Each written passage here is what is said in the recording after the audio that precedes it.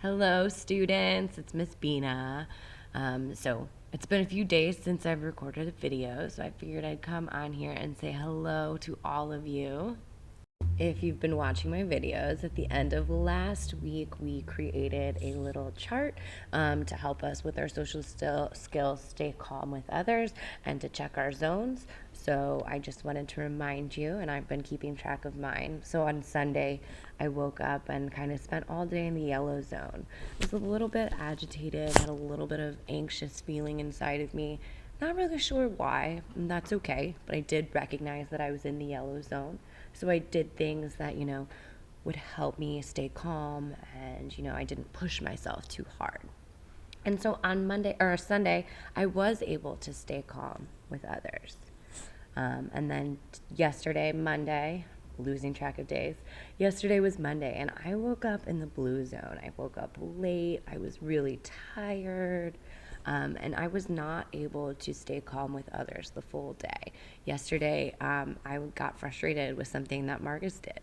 And sometimes that happens. So throughout the rest of the days, Tuesday, Wednesday, Thursday, Friday, and Saturday, I will continue filling out my chart, and hopefully by the end of the week, I'll be able to see kind of how my week has been.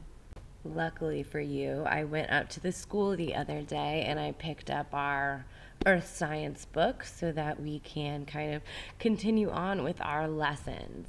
If you've logged on to your progress book or grade book lately, you might realize that I have put some assignments, some reading, and some quizzes online.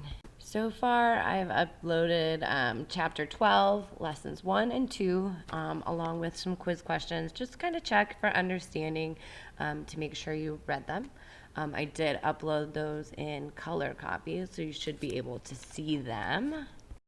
So I was taking a walk outside the other day, and I noticed that there were a lot of holes and kind of like divots, little bumps in the sidewalk and in the street. In this chapter, we're going to be talking about weathering and erosion.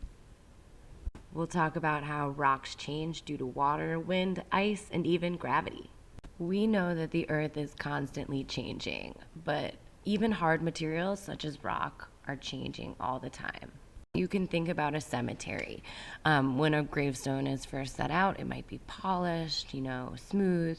But throughout the years, if you head back to the older sections of the cemeteries, you'll see gravestones that are really weathered. They look like they're beaten up. You might not be able to read the names on them.